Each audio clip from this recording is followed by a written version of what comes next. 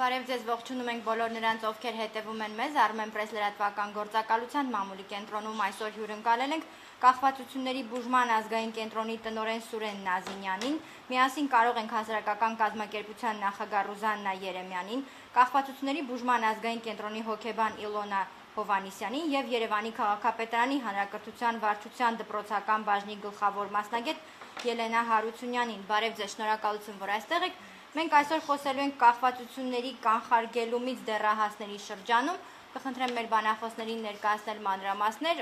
եթե չեմ սխալվում, ծրագիր են իրականացրել այս փուլում ծրագրի մանրամասները կներկայացնեն, այնուհետև կշարունակենք հարցերով, խնդրեմ։ Բարև ձեզ։ Միասին կարող ենք հասարակական կազմակերպությունը այս տարի իրականացրել է մի շատ հետաքրքիր ծրագիր կախվածությունների բուժման ազգային կենտրոնի եւ Երևանի քաղաքապետարանի հանրակրթության վարչության հետ միասին դպրոցներում մենք իրականացրել ենք իրազեկման դասընթացներ։ Դասընթացները կապված էին կախվածությունների կանխարգելման հետ եւ կոնկրետ դասընթացները իրականացվում էին ոչ թե երեխաների, այլ ծնողների եւ ուսուցիչների համար։ Խնդիրը կայանում է նրանում, որ հասարակության լայն շերտերը չեն առերեսվում իրականության հետ։ Հասարակությունը դժվարությամբ է ընդունում մի փաստ, որը կապված է կախվածությունների հետ եւ ինֆորմացիայի տեղեկատվության բացակայության պատճառով մենք հասարակության ավելի չափահաս քաղաքացիներս մտածում ենք, որ մենք չունենք նման խնդիր։ Իրականում շատ ավելի լուրջ խնդիրներ ունենք այս ոլորտում, որովհետև դեռևս 1 տարեկան հասակից մենք 21-րդ դարի քաղաքացիներս մեր երեխաներին արհեստականորեն կապում ենք մի երևույթի հետ, որը կոչվում է սմարթֆոն, որը տանում է մեր երեխաներին դեպի անծայրածիր մի աշխարհ, որը մեր երեխաներին կտրում է բնությունից, ազատ ապրելու, ազատ մտածելու, ազատ շնչելու, վայելելու կյանքը այդ բոլոր հնարավորություններից եւ տանում է մի անծայրածիր աշխարհ, որը կոչվում է համացանց եւ կոչվում է սոցիալական ցանցեր։ 6 տարեկանից մեր երեխաները արդեն գրանցվում են TikTok-ում, 7-8 տարեկանից արդեն գրանցվում են սոցիալական այլ կայքերում եւ մենք մեծերս կորցնում ենք վերահսկողությունը երբեմն, որտեղ են նրանք, ինչով են հետաքրքրվում, ինչ են տեսնում, ինչ են նայում, ինչ ինֆորմացիայի տեղեկատվության աղբյուրներ ունեն։ Եվ սա է պատճառը, որ մեր օրերում կախվածությունները եւ դրանք բնավ պարտադիր չէ, որ լինեն քիմիական կախվածություններ, դրանք կարող են լինել տարաբնույթ կախվածություններ, մեր օրերում շատ մեծ տարածում են ստացել։ Իհարկե մեր հասարակական կազմակերպության թիրախը հենց քիմիական կախվածություններն են, որի մասին տեղեկատվություն մեզ տալիս են հենց սոցիալական կայքերը։ Սոցիալական կայքերը մեր լավագույն գործընկերներն են եւ մենք մեր ստացած տեղեկատվությամբ կիսվում ենք օրինապահ կամ իրավապահ այլ մարմինների հետ, քննարկում ենք մեր գործընկերների հետ, փորձում ենք գտնել լուծումներ։ Ես ուզում եմ շատ մեծ շնորհակալություն հայտնել կախվածությունների բուժման ազգային կենտրոնին ծրագրին շատ ակտիվ մասնակցելու համար եւ մասնավորապես իմ գործընկերոջը Իլոնա Հովանիսյանին, որովհետև որպես հոգեբան մենք միասին ենք իրականացրել այս ծրագրերը եւ Երևանի քաղաքապետարանի հանրակրթության վարչության պետին, պարոն Կարեն Սարգսյանին եւ իհարկե տիկին Ելենա Հարությունյանին իրենց այսպես գործուն միջամտության եւ սիրով համագործակցելու համար։ Այս ծրագրի շրջանակներում Երևան քաղաքի թվով 12 միջնակարգ կրթության միջնակարգ դպրոցներ ներգրավել են ծրագրում եւ միջին թվականակով 9000-ից ավել միայն ծնող տեղեկացվել է կախվածությունների մասին, որովհետեւ ծրագիրը եղել է եռաբաժին, առաջին բաժնում մենք ներկայացրել ենք ծնողներին համացանցում սոցիալական ցանցերում տիրող իրավիճակը, երկրորդ մասում տիկին Իլոնա Հովանիսյանը ներկայացրել է հոգեբանական կախվածության հոգեբանական կողմերը եւ իհարկե նաեւ կախվածությունների բուժման ազգային կենտրոնի սոցիալական աշխատող Մարիամ Մկրտչյանը ներկայացրել է, թե դպրոցներում ինչ գործառույթ ունի սոցիալական մանկավարժը եւ ինչպես կարող է ներազդել այս իրավիճակի վրա։ 9000 միայն ծնող տեղեկացվել է ծրագրի շրջանակներում կախվածությունների մասին, 750 վարչական եւ մանկավարժական աշխատող է տեղեկացվել իրավիճակի մասին եւ ծրագրերից հետո համացանցով մեր ստացած տեղեկատվությունը դպրոցներից մեզ հետ կապ պաշտպանած ուսուցիչների, ծնողների տրամադրած տեղեկատվությունը գալիս է ասելու, որ մենք ճիշտ ժամանակին դեռ մի բան էլ ուշացած ենք սկսել նմանօրինակ ծրագրերը, որովհետեւ ցավոք սրտի այսօր հանրակրթական դպրոցների ոչ բոլոր դպրոցներում կան հոգեբաններ, ոչ բոլոր դպրոցները ունեն սոցիալական մանկավարժներ եւ ոլորտը կարծես թե բաց է մնում։ Առայժմ այսքանը, մնացածը այո։ Երևի ներկայացնենք, թե այս տարիքի երեխաների շրջանում ինչպիսի միտումներ են վիճակագրություն ունեցած։ Իրականում մեր կենտրոնի ստատիստիկ տվյալների համաձայն վիճակագրական տվյալներով մենք հաշվառված այս պայծրությամբ բարեբախտաբար հաշվառված թմրամիջոցներից կախվածություն ունեցող երեխա կամ դեռահաս չկա, բայց նկատելի է, որ իրականում մի քիչ ավելի մեծ տարիքում, այսինքն հետ դպրոցական շրջանի կամ ուսանողության շրջանում, այսինքն խոսքը վերաբերում է 10-19-20 տարեկաններին, թմրամիջոցների գործածումը ցավալիորեն նկատելի է, որ իրականում ավելացել է։ Իհարկե, ես ուզում եմ նաև նշել, որ մեր վիճակագրական տվյալները չեն արտահայտում ամբողջական պատկեր, դա պայմանավորված է նրանով, որ շատերը խուսափում են դիմել ուղղակի բժշկական հաստատություններ բուժում ստանալ նպատակով։ Բայց մենք բուժման դիմելության բարձրացման համար վերջին 2 տարիների ընթացքում ահռելի աշխատանք ենք իրականացրել։ Խոսքը առաջնահերթ վերաբերում է բուժման համար արժանապատիվ եւ բավարար պայմանների ստեղծմանը, օրինակ 2021 թվականի առողջապահության նախարարության աջակցությամբ վերանորոգվել է մեր գլխավոր մասնաշենքի, հիմա էլ վերանորոգման գործընթացներ շարունակվում են, գրեթե ամբողջ գլխավոր մասնաշենքը հիմնանորոգվել է, ջրահեռացման համակարգն է փոխվել, հիմա վերելակի տեղադրման աշխատանքն են իրականացում, նույն նոր որակյալ կահույք է ձեռք բերվել թե հիվանդասենյակների համար, թե մեր աշխատակիցների բնականon աշխատանքը նորմալ իրականացնելու համար։ Մի խոսքով մեծ փոփոխություն ենք այլ, բացի այդ 2020 թվականից մեր կենտրոնում ներդրվել է բավականին ուժեղ եւ ինտենսիվորեն իրականացվող սոցիալ-հոգեբանական աջակցության ծառայություն, մենք ունենք հոգեբաններ, սոցիալական աշխատողներ, որոնք ամենօրյա աշխատանք են իրականացնում դեղորայքային բուժմանը զուգահեռ մեր պացիենտների հետ, շատ հաճախ նաեւ մեր պացիենտների ընտանիքի անդամների հետ։ Այսինքն ամեն ինչ արվում է առողջապահության նախարարության կողմից եւ նաեւ մեր կենտրոնի կողմից, որ ստեղծվի այնպիսի մի հատ վիճակ, որ մարդիկ առանց վախենալու կամ առանց որևէ խնդրի դիմեն բուժման համար։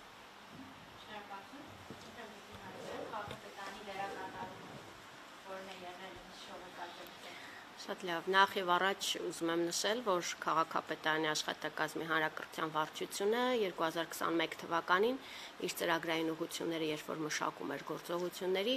որպես թիրախային ուղղություն վերցրեց նաեւ հանրային առողջությունը։ Եվ այս շրջանակում իհարկե մենք նկատի ենք ունեցել նաև կախվածությունների դեմ պայքարը, մանավանդ որ կառավարության հաստատած թմրամիջոցների եւ ապօրինի շրջանառության դեմ պայքարի ծրագրի շրջանակում վերապահված գործողություններ ունեինք, մեզ վերապահված, որն էր, որ պետք է անցկացվեին սեմինարներ, դասընթացներ սովորողների, ուսուցիչների շրջանում, ինչպես նաև ծնողների շրջանում։ Այս առումով մեծ էր մեր ուրախությունը, երբ որ մեր գործընկեր միասին կարող ենք հասարակական կազմակերպությունից եղավ առաջարկ համագործակցության։ Երբ որ հասարակական կազմակերպության ներկայացուցիչը Տիկին Ռուզաննա Երեմյանը ներկայացրեց այն իրավիճակը, որ կա Հայաստանի Հանրապետությունում, մասնավորապես հանրակրթական դպրոցների սովորողների շրջանում, ճիշտն ասած, մեզ համար շատ շոկային էին այն վիճակագրությունը, որ ներկայացվեց, եւ մենք հասկացանք, որ իսկապես պետք է գործուն քայլեր ձեռնարկել այս ուղղությամբ, եւ առաջին պայմանավորվածությունը, որ եղավ 12 միջնակարգ դպրոցներում, որոնք որ քաղաքապետարանի ենթակայությանն էին, իսկ 12-ը այն դպրոցներն են, որտեղ որ նաև գործում են ավագ դասարաններ, մենք որոշեցինք ծրագիրը մեկնարկել հենց այս դպրոցներում։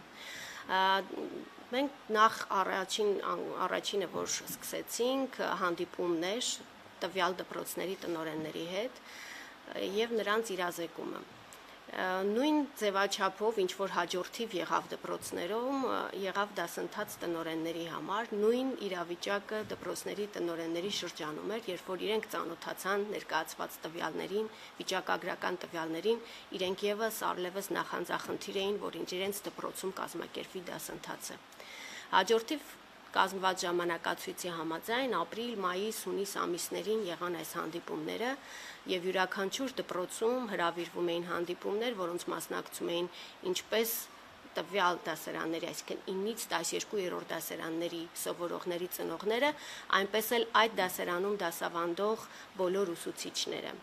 Ուսուցիչներ իհարկե, եթե այնտեղ կային աջակցող խմբի մանկավարժներ, դրանք հոգեբան կլինեին, սոցիալական աշխատող, փոխտնօրեններ, նրանք նույնպես մասնակցել են հանդիպումներին։ Ինչ հաջորդիվ առիթ կունենա Տիկին Երեմյանը ներկայացնելու, որ հանդիպումների արդյունքում ինչքան զանգերը շատացել էին անհատական, երբ որ կոնտակտ էր փոխանցվել, եթե հանդիպումների ընթացքում արդեն ակնադիտական առումով մեզ համար պարզ էր, որ հետաքրքրությունը բավականին մեծ է եւ նույնականացում էր գնում արդեն մասնակիցների շրջանում, որովհետև երբ որ ներկայացվում էին որոշակի փաստեր, մարդիկ սկսում էին անդրադառնալ իրենց աշակերտների, իրենց զավակների վարքագծին եւ այլն, մենք զգում էինք, որ հետաքրքրություն կա, բայց եթե անգամ այդ պահին կար այդ արգելքը, որ արտահայտվեին, ինչ որ բացվեին ավելի, հաջորդիվ իրենք կապ էին հաստատում արդեն անհատապես։ Մենք նաև այս փուլով, այսինքն մասնագետները հանդիպեցին միայն ծնողների, մանկավարժների հետ, ինչպես ասացի, եւ դպրոցի անձնակազմի, մենք մի քիչ խուսափեցինք հանդիպել սովորողների հետ, որպեսզի ավելի լավ հասկանանք, թե ինչ կերպ պետք է կառուցենք սովորողների հետ մեր զրույցը։ Բայց հետաքրքիր մեկ այլ նախաձեռնություն, որ էլի համատեղ մենք իրականացնում ենք հասարակական կազմակերպության հետ, դա նկարչական մրցույթն է, որը որ կրում է աշխարհն առանց կախվածությունների խորագիրը եւ երևի հաջորդիվ կներկայացվի ինչպես է լինելու ամփոփումը, ինչ էր արվում սովորողների հետ այս նախագծի շրջանակում, սովորողները նրանք, ովքեր որ ուզում էին մասնակցել նկարչական մրցույթին, հետաքրքրություն էին դրսևորում, նրանց առաջարկվում էր հասարակական կազմակերպության կողմից իրազեկման հանդիպում, այսինքն այդ սովորողներին տալիս էին ինֆորմացիա, ինչ է կախվածությունը, ինչպես պայքարել կախվածությունների դեմ, որպեսզի երեխաները նույնպես իրենց աշխատանքներում կարողանային որոշակիորեն կողմնորոշվել, նաև այդպիսով գիտելիք էր փոխանցվում իրենց կախվածությունների դեմ պայքարի։ Մեր հիմնական այս փուլում այսքանն է համագործակցությունը, մենք առիթ ենք ունենալու իհարկե բոլոր շահառու դպրոցների, տնօրենների, անձնակազմերի ներկայացուցիչների հետ ունենալ քննարկում, որպեսզի նաև այդ հետադարձ կապը ապահովենք եւ հասկանանք ինչ են իրենք ստացել այդ հանդիպման արդյունքում եւ ինչ կուզենային հաջորդիվ շտկել գուցե կամ հաջորդիվ զարգացնել համագործակցությունը ուղղությունները նախանշել եւ այդուհետ նաեւ մյուս տարվա համար կորոշենք մեր համագործակցության շրջանակը կարծում եմ։ Ես ճիշտ հասկացա, այս փուլում միայն Երևանում է անցկացրել այդ հանդիպումները եւ աշակերտների մասին Առաջին փուլում, այո, անցկացրել ենք ուսուցիչների եւ ծնողների համար, աշակերտների համար երբեմն հակագովազդը նաեւ գովազդը սկզբունքը այս պարագայում կիրառելով հասկացանք, որ նախ առաջինը պետք է իրազեկել ծնողներին, նախ առաջինը պետք է խոսել մեծերի հետ, ներկայացնել իրավիճակը, փորձել գտնել լուծումներ, տալ բավարար գիտելիքներ իդենտիֆիկացնելու այն երեխաներին, որոնք կարող են խնդիր ունենալ հետագայում կամ ունեն տվյալ պահին։ Իսկ երեխաների հետ աշխատանքը պիտի հիմնված լինի, հիմա իմ գործընկերը կասի, վստահ եմ բոլորովին այլ սկզբունքների վրա, որովհետև կա տեղեկատվություն, որ դու կարող ես կիսվել ծնողի հետ եւ խոսել դրա մասին բարձրաձայն, երբ որ դիմացդ նստած են չափահաս մարդիկ եւ կա տեղեկատվություն, որի մասին դու իրավունք չունես խոսելու երեխաների հետ։ Այդ սկզբունքը պահելով մենք առաջին ծրագիր իրականացրել ենք միայն մեծերի համար։ Ինչ վերաբերում է ցուցահանդեսին, այո, ի շնորհակալություն Երևանի քաղաքապետարանի հանրակրթության վարչության, որը շատ մեծ այսպես սիրով միացավ մեր նախաձեռնությանը, մենք Երևան քաղաքի տարբեր հանրակրթական մշակութային դպրոցներում եւ նաեւ մարզերից շատ մեծ ուրեմն մասնակցության հայտեր են ունեցել մշակութային կրթության աջակցության հիմնադրամի այսպես հետ գործընկերության արդյունքում շատ հազարավոր երեխաներ լսեցին կախվածության մասին, խոսեցին կախվածության մասին, նկարեցին, ստեղծագործեցին կախվածության մասին։ Դա ընդհանրապես ոչ այսպես տեղայնացնելով, ոչ երեխային ասելով, թե կոնկրետ որ կախվածությունը ինչ է եւ այլն, ընդհանուր կախվածության մասին, որովհետեւ երբ որ երեխան սկսում է մտածել որոշակի երևույթների մասին, ինքը նաեւ իր ներսն է նայում։ Այստեղ խնդիրը դա էր։ Իսկ մնացած ուրեմն համագործակցության առաջարկը մենք սիրով Երևանի քաղաքապետարանի հետ կիրականացնենք նաեւ այլ ծրագրեր, ինչպես նաև կախվածությունների բուժման ազգային կենտրոնի հետ, որովհետև առանց հմուտ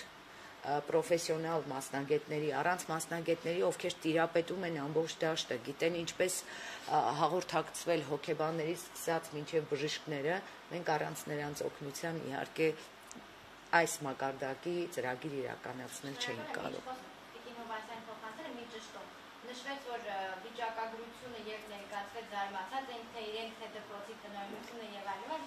վիճակագրությունը բացառապես թմրամիջոցներին է վերաբերում, ինչ պատկերն է։ Կախվածություններին, մասնավորապես թմրանյութերի կիրառմանը եւ սոցիալական կայքերում տիրող իրավիճակին։ Թույլ տվեք այս պահին եթերով չբարձրաձայնել այն մանրուքները, որոնք առնչվում են մեր ունեցած տեղեկատվության հետ, նորից եւս մեկ անգամ հակագովազդը սկզբունքը չխախտելու համար ասեմ, ուրեմն սոցիալական ցանցում դա տեսնի, հասկանա, որ սա խնդիր է։ Ընդհանրապես մի տեղեկատվություն պիտի ասեմ, որ միայն Telegram հավելվածում մենք ունենք մոտավորապես 1200 նարկոշոպ, որոնք ամեն օր երեկոյան ժամը 11-ից հետո, եթե մենք մեծերս մտնենք նայենք, կտեսնենք, որ յուրաքանչյուր այդ շոփում առնվազն 600-ից 800 մարդ թմրանյութ է փնտրում։ Եվ հաշվի առնելով հետպատերազմյան վիճակը, հաշվի առնելով այն հանգամանքը, որ տեղեկատվությունը չափազանց հասանելի է դեռահասներին, հաշվի առնելով այն հանգամանքը, որ երեկոյան Երևանի որոշ փաբերում, կլաբներում անչափահասների քանակը թույլատրելի տարիքից ցածր երեխաների քանակը շատ մեծ է այդպիսի վայրերում եւ մեր ստացած տեղեկատվությունը կոնկրետ տարբեր վայրերից մեզ թույլ են տալիս ասելու, որ մենք գործ ունենք ոչ թե ուղակի կախվածության մասին, այլ գործ ունենք աղետի մասին, որը մեզ համար ազգային անվտանգության խնդիր է, որովհետև փոքր պետությունների համար այս տեսակ վիճակագրությունը սկզբունքորեն մտածելու տեղիք է տալիս։ Թույլ տվեք այստեղ մի լրացում անեմ գործընկերոջս, պարոն Նազինյանին, այո, մենք հայերս ունենք փակ ապրելու կամք։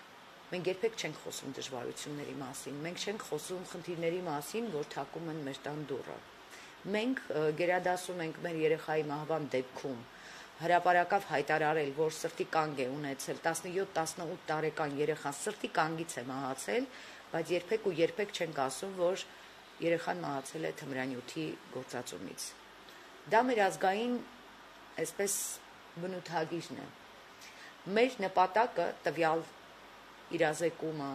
ցուցահանդեսը եւ մնացած բոլոր ակցիաների նպատակը հետեւյալն է. ներկայացնել հասարակությանը, որ կախվածություն ունենալը դա դեռ խարան չէ։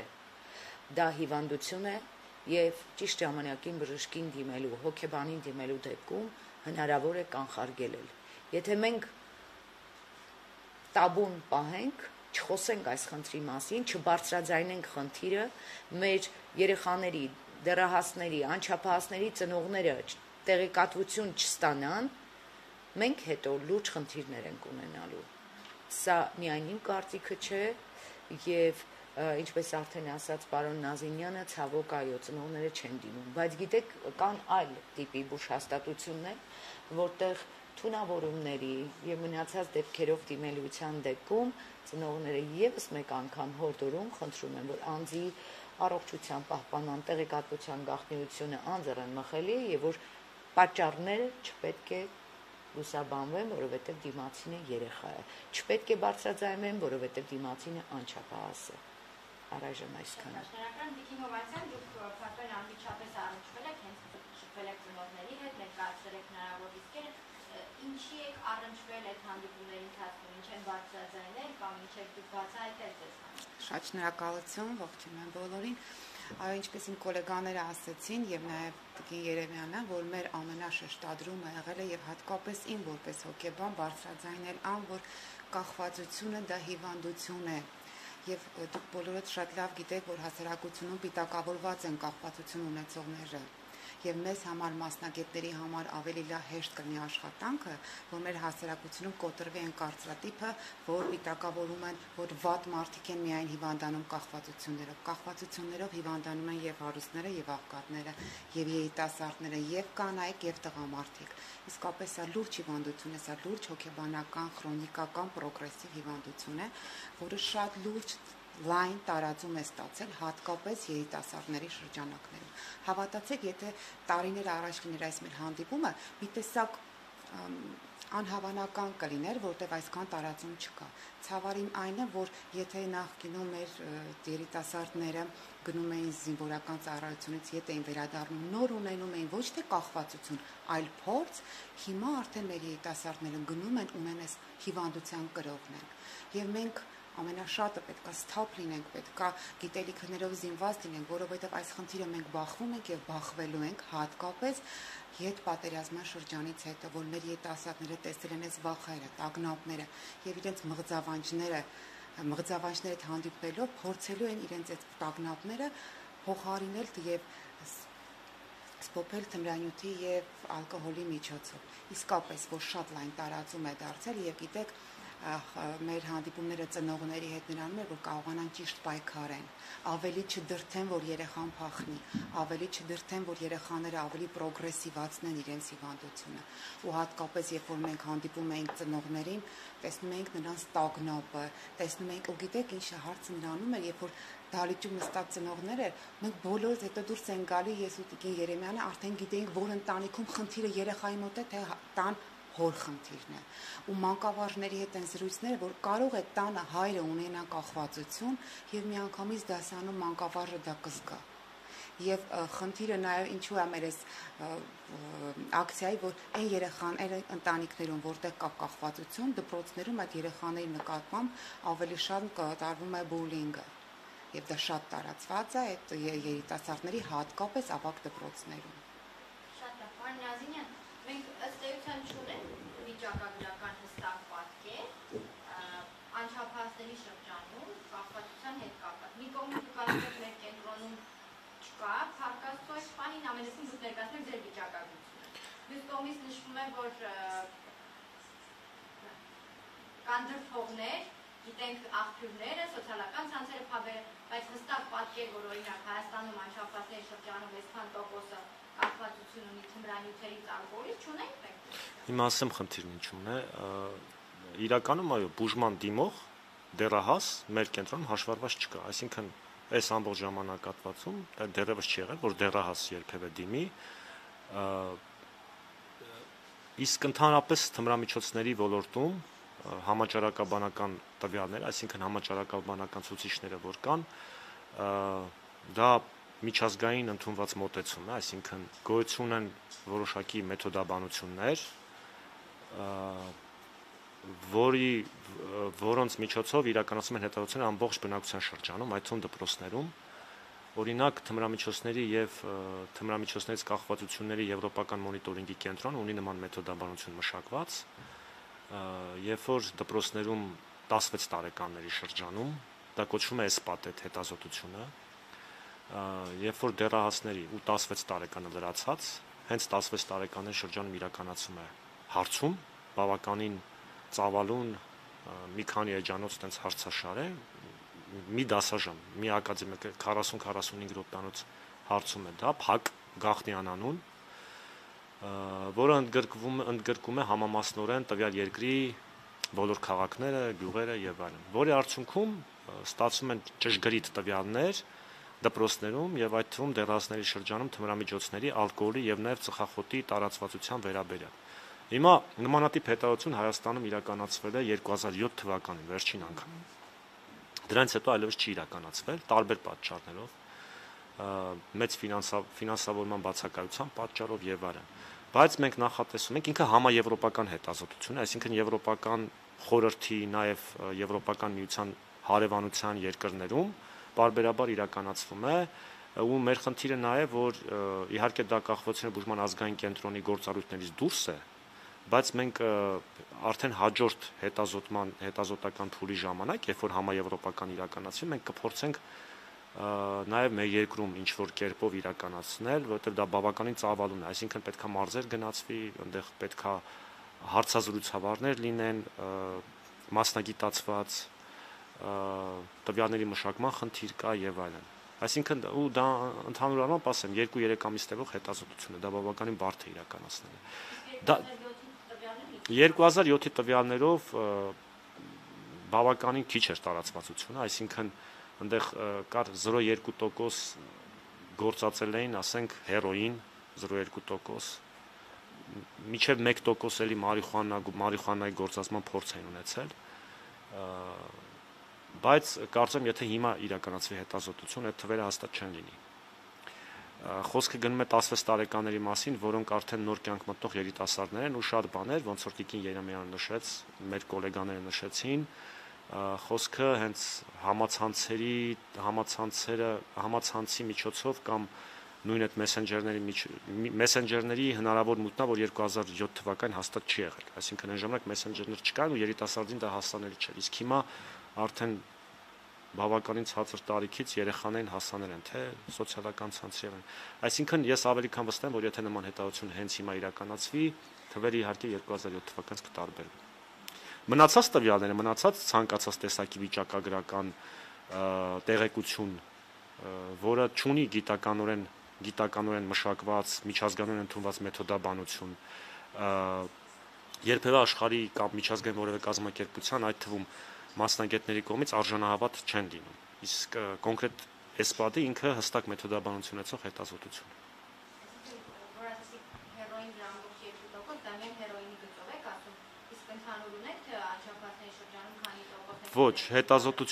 հետազոտությունը իրականացում է կոնկրետ խմբերի թմրամիջոցների մասով, այդ թվում ալկոհոլի, այսինքն ալկոհոլ, հոգեներգործուն նյութեր, այդ թվում մենակ թմրամիջոցներ չէ, այսինքն հոգեներգործուն այլ նյութեր, որոնք ելի բնակության շրջանում կամ աշխարհում չարաշահվում են, օրինակ բենզոդիազեպինային տրանկվիլիզատորներ, որոնք ելի չարաշահվում են, կամ ասենք այլ նեյրոլեպտիկներ կամ օրինակ ցնորացին որոշակի նյութեր, որոնք թմրամիջոցների չեն դասակարգվում որպես թմրամիջոց, բայց իրանք հոգեներգործուն ազդեցություն են եւ ունեն կախվածություն առաջացնելու պոտենցիալ։ Այսինքն իրականացում է խմբերով։ Սովորողը ինքը պատասխանում է ըստ խմբերի։ Իսկ ամենաբարձր կիրառելիությունը Իհարկե մարիխուանան է։ Ավանդաբար Հայաստանում 0.8 կամ 0.9, եթե իմ հիշողությունը չի դավաճանում ինձ, մարիխուանան ավանդաբար մեր տարածաշրջանում ընդհանրապես աշխարհում էլ ամենատարածված թմրամիջոցն է։ Դե ըստ այդ հետազոտության 2007 թվականի նաև այդ հետազոտություն։ Եթե կարելի ավելացնեմ, այո, դեռահասների շրջանում սկսվում է կախվածությունը միանգամից մարիխուանայից եւ կա այսպիսի նաեւ ստատիստիկա, որ 70% մարիխուանա օգտագործողների շատ արագ կտրուկ անցում են կատարում ավելի ծանր թմրանյութերի, ավելի հեշտ անցում է կատարվում։ Մեր գործընկերներից եկած հարցերից հնչեցնեմ, Հայաստանում ինչ տարածում ունի արհեստական կանեփ կամ սպայս հոգեներգործուն միջոցը, արդյոք հատկապես դեռահասների եւ երիտասարդների շրջանում տարածված այս միջոցը հասել է հայաստանյան դպրոցներ։ Խոսեք։ Այո, իհարկե հասել է, ցավոք սրտի հասել է, ցավոք սրտի հասել է եւ հիշատակված սփայսը, որ այսօր բոլորովին այլ անուններով եւ այլ քիմիական բաղադրություններով է շուկայում, չեմ ուզում հիմա անուններ տալ, չեմ ուզում ասել ինչ տեսականիների մասին ենք մենք խոսում, ինչպիսի առաջարկներ են լինում, միայն եւս մեկ անգամ խոսքս ուղղում եմ Հայաստանի Հանրապետության բոլոր չափահաս քաղաքացիներին, ծնողներին, այն քաղաքացիներին, ովքեր վաղը ծնող են դառնալու, ուշադիր եղեք, հետևեք երեխաների սոցիալական կայքերի մուտքին, երեխաներին գալիս են նվեր առաջարկներ, թմրանյութեր առաջարկող նվերներ, դրանք լինում են սոցիալական կայքերում, Viber-ում, Messenger-ում, ամենտեղ գալիս են երեխաներին 15-16 տարեկան պատանիներին, դեռահասներին առաջարկում են այս կամ այն տիպի թմրանյութը ծննդյան նվեր, եւ մեր երեխաները պատրաստ չլինելով, դրա մասին տանը չխոսելով, տաբու թեմաների առաջ կանգնելով կամ ընկերական շրջապատում դրանց մասին լսելով գնում են դրա ետևից, վերցնում են, օգտագործում են 1, 2, 3, ցավոք այո, եւ սպայսը եւ շատ այլ քիմիական թմրանյութեր շատ լայն տարածում ունեն։ Այսինքն սոցիալական ցանցերը մեծ ռիսկ են անչափահասների շրջանում թմրանյութերի Սարսափելի մեծ ռիսկ են, սարսափելի մեծ ռիսկ են։ Այստեղ վտանգների մասին պետք է խոսել ամեն րոպե, ամեն վայրկյան, ցավոք սրտի։ Շատ լավ, հաջորդ հարցը ստեղծան անդրադառնանք, բայց հնչեցնեմ անչափահասների շրջանում թմրանյութերի կիրառությունը ինչ ծավալների է հասել, արդյոք փոփոխություն կա թմրամիջոցների կիրառմամբ զուգորդված հանցագործությունների թվում։ Մենք 2 օր առաջ գիտաժողովի էինք, մեր գործընկեր կազմակերպություններից մեկն էր հրավիրել, մենք թմրանյութերի դեմ, նորից հասարակական կազմակերպություն եւ այնտեղ խոսվեց դրա մասին։ Գիտեք, չեմ ուզում քննադատաբար խոսել մեր իրավապահ համակարգի մասին, բայց եթե մենք նայում ենք թղթերին, եթե մենք նայում ենք հաշվետվություններին, մեր երկրում կարծես թե ամեն ինչ իդեալական է, բայց իրականում այո կա աճ, իրականում կա աճ, որովհետև այն գործառույթները, որ ունի ոստիկանությունը իրականացնելու դեռահասների շրջանում, անչափահասների շրջանում, կրթական հաստատություններում եւ այլն, դրանք բավարար չեն, դրանք այսօրվա երիտասարդության կամ այսօրվա դեռահասների համար չունեն ներգործելու աստիճան, դրանք չեն ազդում նրանց վրա, որտեղ պետք է գտնել այլ տարբերակ։ Մենք ինչու ենք իրականացնում այս դասընթացները այս ֆորմատով, որովհետև մենք կարծում ենք, որ արդեն 12 դպրոց մտնելուց հետո եւ մինչեւ այդ եւ դրանից հետո մենք գտել ենք այն բանալին, որով պիտի խոսենք չափահասների հետ այս խնդրի մասին։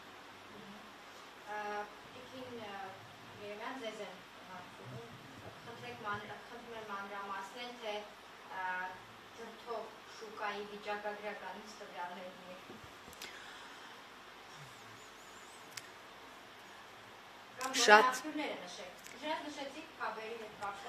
Շատ են հարգելի ծնողներ, սիրելի չափահասներ, Telegram հավելվածում գործում է 1200 նարկոշոփ,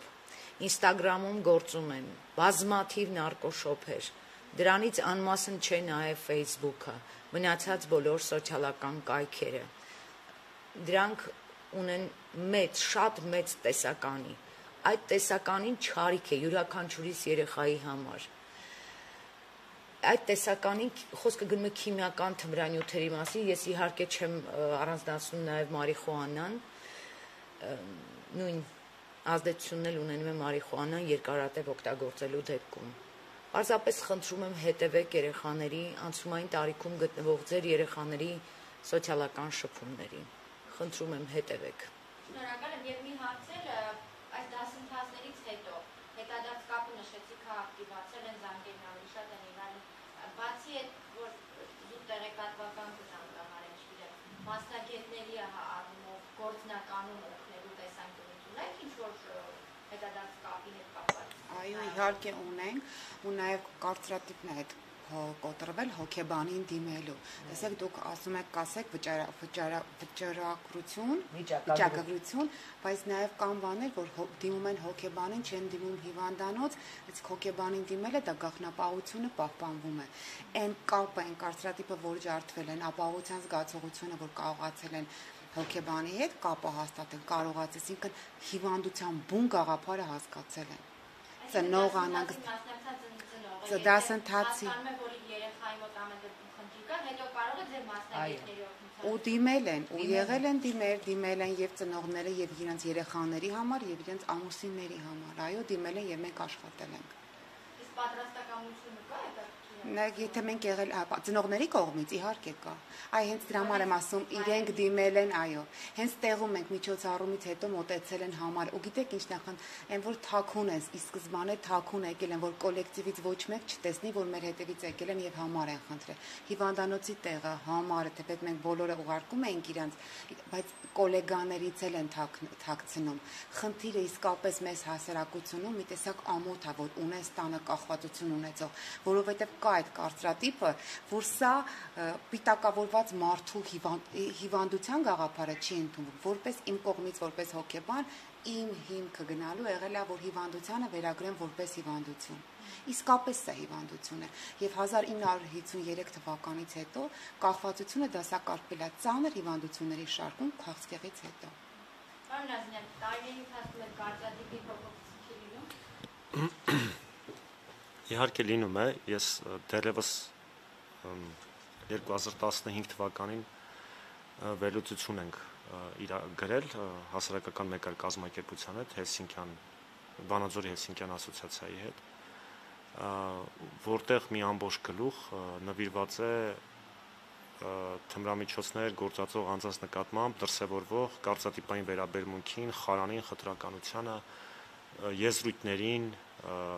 նրանց, այսինքն փաստացի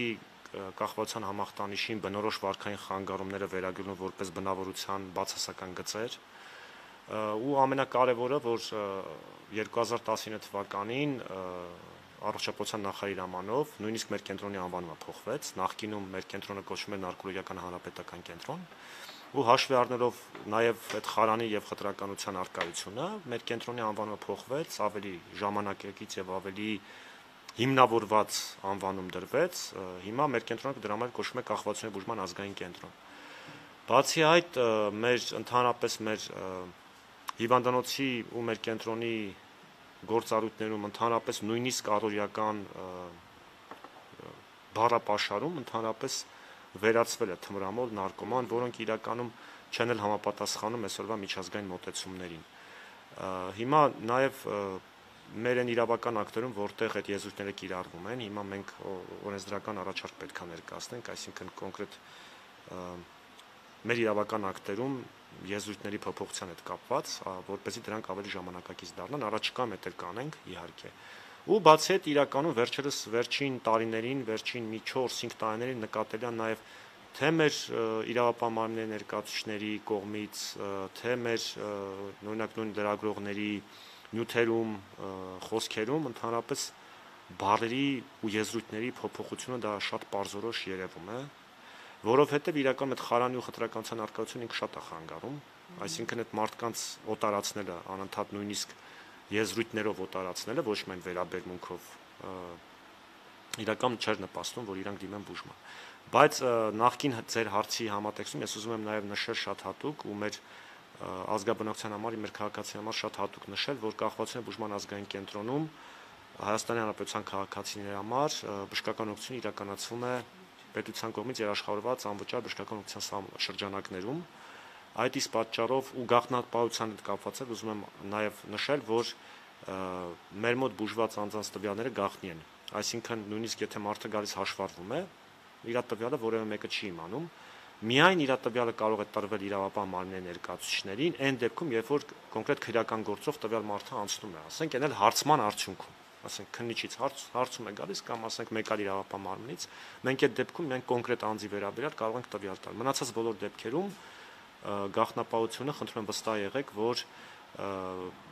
ըստ օրենքի պահպանվում է, ասենք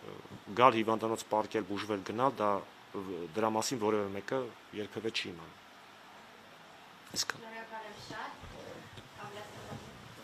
Մենք էլ շնորհակալ ենք, ուզում եմ բոլոր մեր ծնողներին եւ շահագրգիռ կազմակերպություններին վաղը ժամը 7-ին, երեկոյան ժամը 7-ին հրավիրել ժամանակակից արվեստի թանգարան աշխարհն առանց կախվածությունների երեխաների աչքերով մանկական ստեղծագործությունների ցուցահանդեսին մասնակցելու, տեսնելու թե ինչպիսին են տեսնում երեխաները երկիր մոլորակը, Հայաստանի Հանրապետությունը առանց կախվածությունների։ Այսքան մենք ենք շնորհակալ։ Կարծում եմ դեր առիթ ունենանք հաջորդ փուլում վիճակագրություն